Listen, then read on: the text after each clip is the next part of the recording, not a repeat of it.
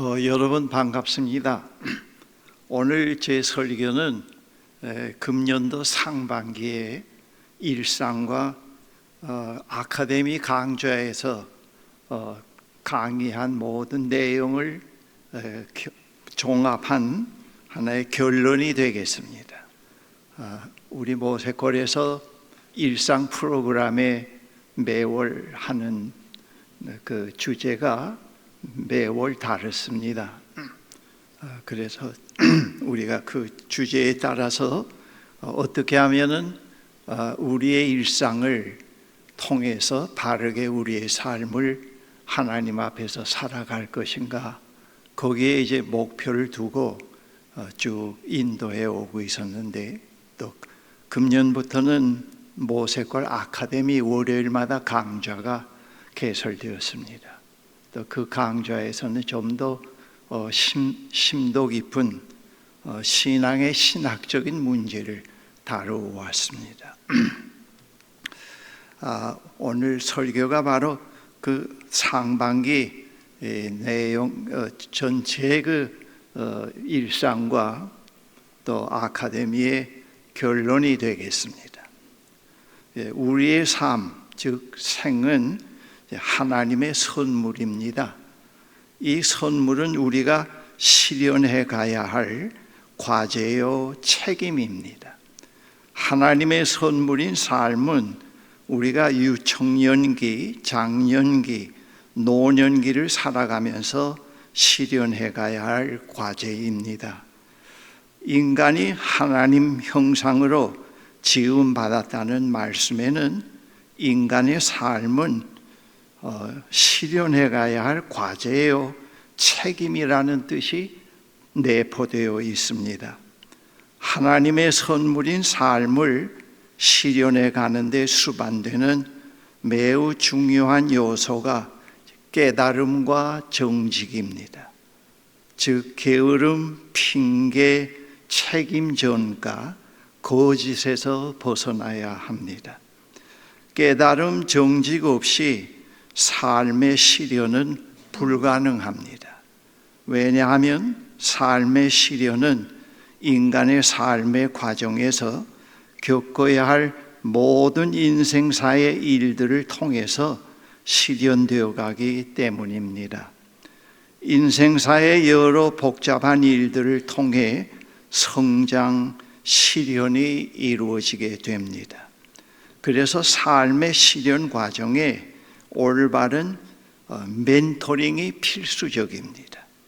삶의 실현을 돕는 지혜는 인생사에서 일어나는 복잡한 일들이 생의 성장과 실현을 돕는 밑거름, 디딤돌이 되게 합니다.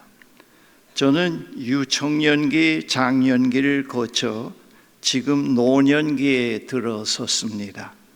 노년기에 들어와서 지나온 날들을 돌이켜볼 때 삶에 많은 문제들이 있었고, 거기에는 생리적, 정신적, 영적 변화가 있었습니다.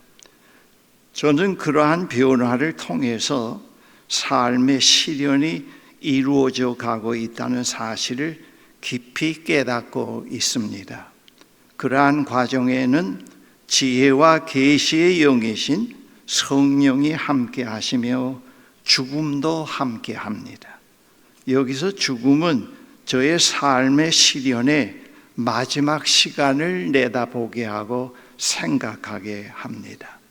제가 노년기에 과거의 시간을 돌이켜 볼 때 하나님께서 제가 저의 삶의 문제들 때문에 삶을 포기하거나 주저앉지 않고 그러한 것들을 자연스럽게 받아들이고 그러한 것들을 통해 현재 나와는 다른 더 온전한 내가 되어가게 해 주셨습니다.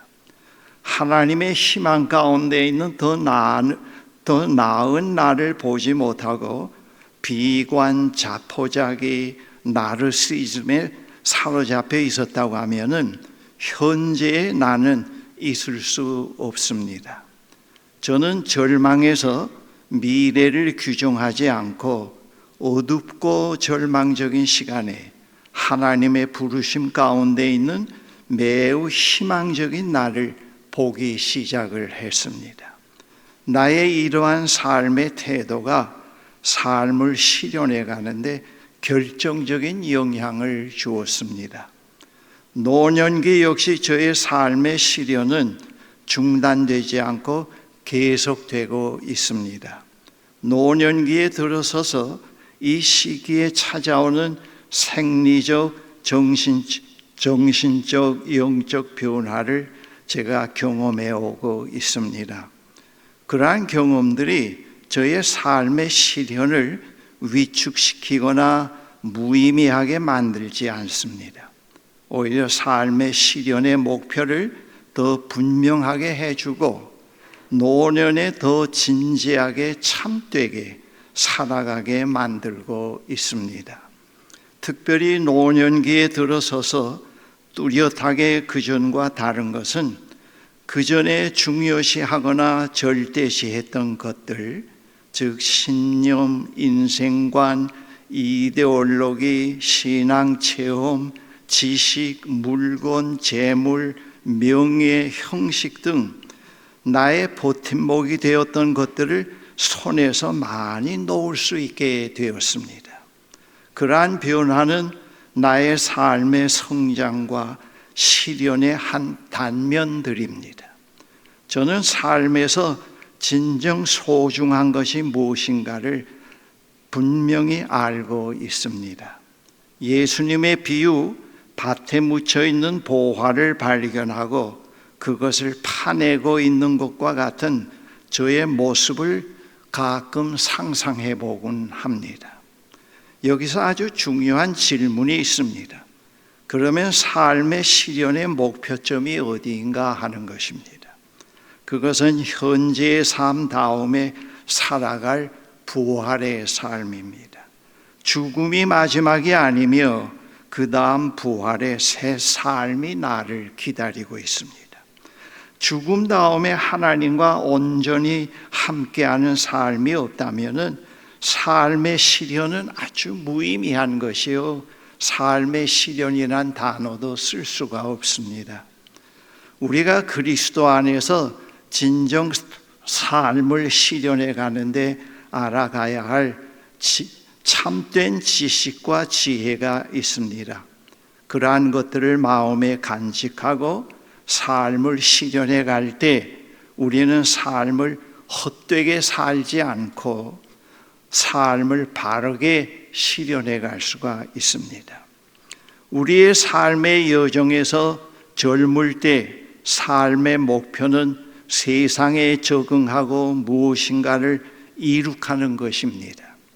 그 다음 찾아오는 중년기의 삶의 목표는 삶의 의미와 목표를 찾는 영적 차원으로 바뀌게 됩니다. 우리가 의도해서 바뀌는 것이 아니고 그러한 변화가 찾아오게 됩니다. 특별히 중년기에 들어서게 될 때 삶 전체의 의미를 묻게 되는 깊은 실존적 위기가 찾아오게 됩니다. 즉, 나는 왜 이렇게 많은 일을 하면서 살아야 하는가? 나는 나를 위한 시간을 내지 못하고 나 자신을 쉴 새 없이 이렇게 몰아붙이고 있는가?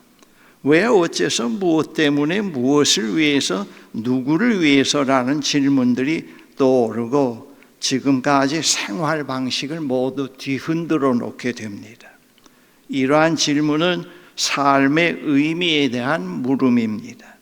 이러한 본질적인 물음은 생의 위기를 알리는 것이며 이러한 질문은 종교적인 또는 신앙적인 물음인 것입니다. 이러한 위기는 동시에 그 안에 자기 삶을 위한 새로운 의미를 발견할 기회를 내포하고 있습니다. 이러한 질문과 함께 찾아오는 위기는 우리의 삶의 여정 중에서 결정적인 시점입니다. 이러한 시기는 우리 삶을 풍요롭게 하고 우리 자신을 실현하기 위해 믿음으로 우리 자신과 삶을 하나님께 맡기고 하나님의 은총으로 새롭게 태어날 기회입니다. 이러한 삶의 위기에 하나님의 은총으로 새롭게 태어나는 새로운 삶의 선물을 받기 위한 길로 우리를 안내하는 친절하고 따뜻한 멘토링 안내가 있습니다. 이 안내를 제가 이번 7월 달에 소개한 내용들이 되겠습니다. 독일의 13세기의 유명한 신비주의가 요한네스 타울러라고 하는 사람이 있는데 그 타울러스의 지혜의 멘토링을 여러분들에게 소개를 하겠습니다. 먼저는 도피입니다. 여기서 도피는 자기 자신의 내면을 보지 않으려고 하는 핑계입니다. 자기 마음의 불안을 직시하지 않는 것입니다. 그 대신 외부 세계와 다른 사람들, 구조와 제도의 책임을 전가하고 그것을 고치려고 그 위기와 불안을 밖으로 또 넘기려고 하는 태도입니다. 이 시기는 그러한 것으로 문제 해결이 불가능하고 모든 것을 하나님께 양보하고 조용히 밖에서 문을 두드리고 계시는 하나님께 문을 열어드리고 그분을 기꺼이 모셔드려야 합니다.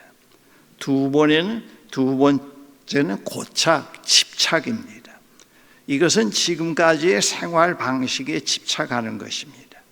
지금까지 자신이 해오던 영적 훈련 또는 요가, 명상, 자신이 세운 종교 원칙, 사고 방식 등에 더욱 집착하는 것입니다. 이러한 태도는 생수는 완전히 흘러버리고 밑바탕에는 참된 빛과 생명은 없고 온통 암기한 것들만 남아있는 현상입니다. 이런 저수통 안에 쏟아 부어진 것들, 즉 감각적인 규정들은 그 안에서 부패하여 악취를 풍기고 결국에는 말라서 없어집니다. 그렇기 때문에 남은 것은 근본적으로 격식, 고집, 완고함, 냉혹한 심판, 말과 예의 뿐입니다. 이 시기는 지금까지 삶의 방식을 완전히 놓아버리고 하나님의 인도를 받아들여야 할 시간인 것입니다. 그 다음 자기 인식입니다. 우리 삶의 여정에서 생기는 우리 자신을 인식하라고 하는 요청입니다. 자기 자신과 마주 대해보라고 하는 요청입니다.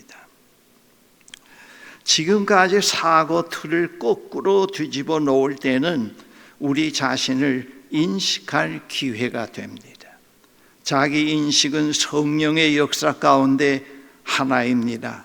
성령께서 우리에게 하나님의 은총의 선물을 주시고자 하는 기회인 것입니다. 그러한 순간은 게으름, 비겁함, 거짓과 과장을 떨쳐버릴 수 있는 기회인 것입니다. 그 다음 초연함. 여기서 말하는 초연함은 어떤 상황에서도 동요되지 않는 침착함과 고요함이 아닙니다. 자기 자신을 내려놓을 수 있는 용기와 능력입니다. 즉 성경에서 말하는 자기 부정, 자신을 하나님 뜻에 내맡기기 위해서 자신의 뜻을 포기하는 것을 의미합니다. 우리는 우리의 삶을 온전함으로 실현해 가기 위해서 많은 것을 버려야 합니다. 노년기까지 오면서 이것을 많이 경험해 오고 있습니다. 우리는 악한 것과 고집과 자만도 버려야 합니다. 늘 새로운 영적 경험과 종교적 느낌을 체험하려는 것도 포기하고 그 대신에 하나님 앞에서 아주 단순해지고 하나님 현존 앞에서 살아가는 훈련을 해가야 됩니다. 우리는 역경 앞에서 밖으로 뛰쳐나가서는 안 되고 하나님으로부터 인도하심을 기다려야 합니다. 우리는 우리 자신의 힘으로 역경에서 헤어나오지 못합니다. 다음은 죽음과 친숙해지는 겁니다. 우리의 삶의 현실에는 죽음이 반드시 포함되어 있습니다. 우리의 삶이 죽음 그 자체로 마지막이라고 하면은, 끝이라고 하면은 삶의 시련도 없습니다. 이건 거짓말입니다. 죽음은 우리가 현실에서 하나님과 사귐 가운데 있었던 하나님 품에 온전히 안기게 되는 시간입니다. 우리의 일상은 남이 보지 못하는 그 비밀스러운 가운데서 늘 하나님과 사귐의 교제가 이어오면서 우리가 영적으로 성장하고 회개하고 새로운 것을 선택해오는 그런 일상입니다. 그것이 늘 인생의 과정 속에서 진행해 오다가 죽음은 우리가 그 현실에서 하나님과 깊은 온전한 사귐의 세계로 들어가는 순간입니다. 하나님 품에 온전히 안기는 시간입니다. 우리에게 부활이라는 새 차원의 삶이 없다면은 삶의 시련도 없습니다. 오늘 본문에서 사도 바울은 자신의 삶의 시련을 믿음의 경주로 비유하고 있습니다. 사도 바울이 말씀하는 경주는 세상에서 행해지는 경주처럼 출발점에서 떠나서 목적지에 갔다가 다시 제자리로 돌아오는 경주가 아닙니다. 사도가 말씀하는 경주는 그리스도 안에서 새로워진 사람에게 앞으로 펼쳐질 역동적인 모습을 향해서 달려나가는 경주의 시련을 얘기를 하고 있습니다. 이 경주는 그리스도 안에서 시작된 새로운 삶의 시련이 그 목표점으로 되어 있습니다. 사도가 말씀하는 이 역동적인 경주는 자기가 이루어 놓은 자기의, 자기 업적, 자신의 완전함을 내세우는 것과는 매우 대조적입니다. 이 경주에서 현실은 미래에서 현재로 밀고 들어오고 있으며 지나간 것을 새로운 눈으로 보게 합니다. 이 경주에서 달려야 할 코스는 미래에서 현재로 들어와 전개되는 그 과정으로 달려가는 경주요 시련입니다. 그리고 이 경주에서는 지나가는 것을 새로운 눈으로 보게 되는 변화가 옵니다. 새로운 눈으로 볼 때 그것은 예전과 똑같은 것이 아닙니다. 사도는 그 사실을 이렇게 말합니다. 본문 4절 7절에 하기야 나는 육신에도 신뢰를 둘 만한 것들이 많이 있습니다. 어떤 사람이 육신에 신뢰를 둘 만한 것이 있다고 생각하면은 나는 더욱 그러합니다. 나는 난지 8여 만에 할례를 받았고 이스라엘 민족 가운데서도 베냐민 지파요 히브리 사람 가운데서도 히브리 사람이요 율법으로는 바리새파 사람이요 열성으로는 교회를 박해한 사람이요 율법의 의로는 흠잡힐 데가 없는 사람이었습니다. 그러나 나는 내게 이로웠던 것은 무엇이든지 그리스도 때문에 해로운 것으로 여기게 되었습니다.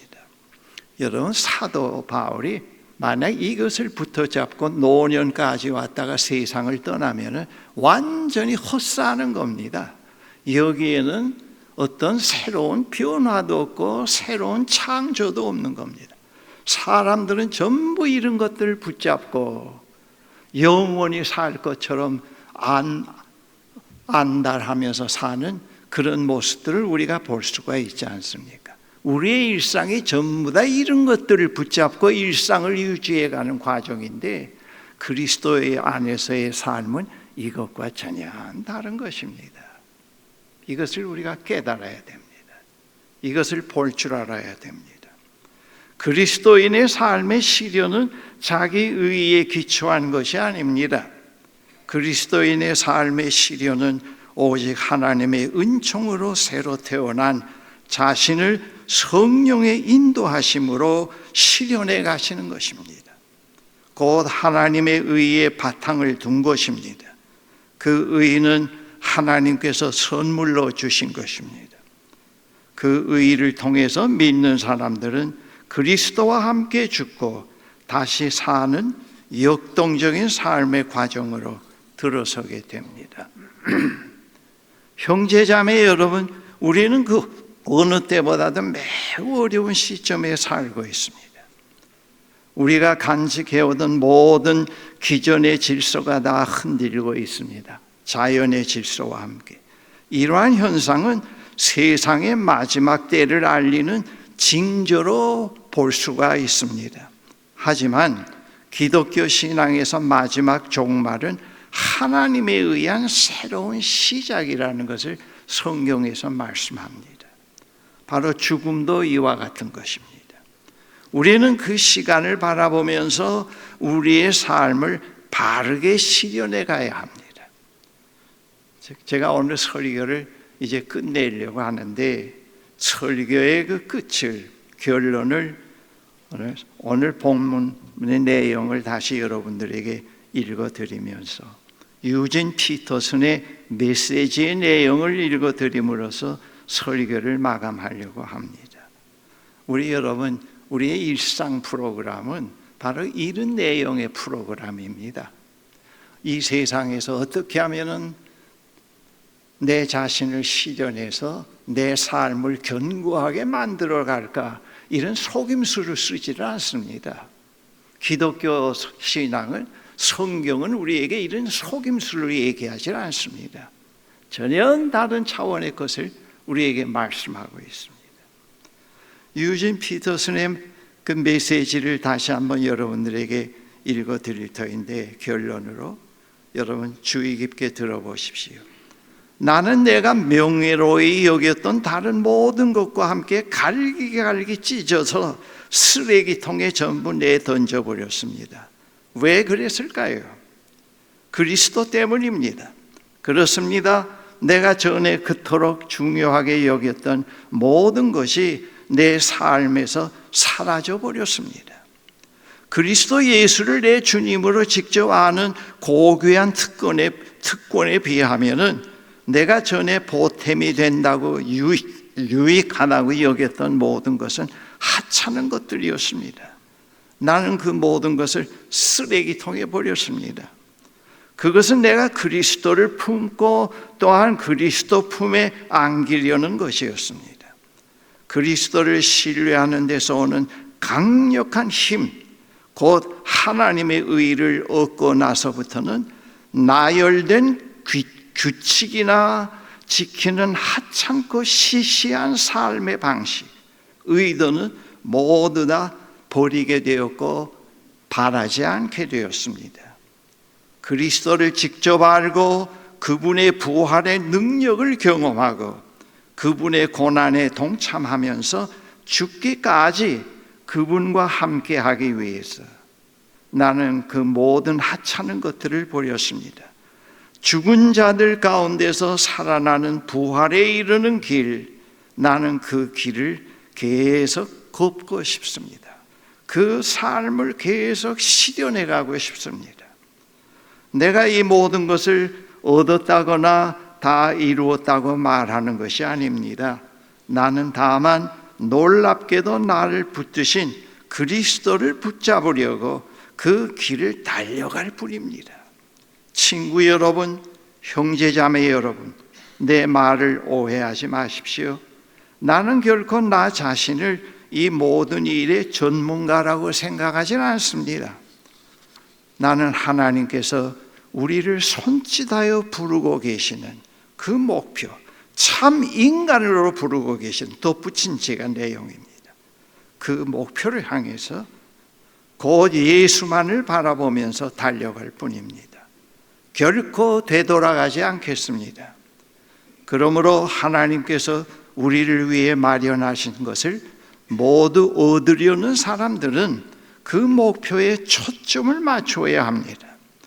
여러분이 전적인 헌신과 노력에서 못 미치는 것을 마음속에 품더라도 하나님께서 여러분의 흐려진 시야를 깨끗하게 하심으로 결국 여러분은 보게 될 것입니다. 이제 우리가 올바른 방향에 들어섰으니 그 방향을 결코 포기하지 말고 계속 유지해 가야 합니다. 다시 한번 결론으로 말씀드립니다. 저 포함해서 형제 자매 여러분, 우리가 올바른 방향에 들어섰습니다. 그 방향을 계속 유지해 가면서 목적지까지 도달합시다. 목적지까지 도달합시다. 기도하십시다. 전능하신 하나님, 우리가 이 세상에 살면서, 이 세상에 태어나서 이 세상의 마지막 삶까지 결코 무익한 삶을 사는 것이 아니라는 것을 말씀으로 우리를 깨우쳐 주시고 우리 눈을 밝혀 주시고 우리의 거짓된 삶을 다 하나님께서 뒤집어 엎으시고 새로운 목표를 향해서 나아갈 수 있도록 우리를 부르시고 우리를 그 길에 들어서게 하신 하나님 감사합니다. 우리의 남은 생의 시간이 우리 각자의 형편에서 다르게 됩니다. 그러나 남은 생의 시간, 우리의 일상은 매우 소중한 하루하루입니다. 우리가 이 하루하루의 삶 충실하게 하나님께서 우리에게 선물로 주신 우리의 삶을 바르게 실현해 갈 수 있는 저희들이 되게 축복해 주시옵소서. 예수 그리스도의 이름으로 기도합니다. 아멘.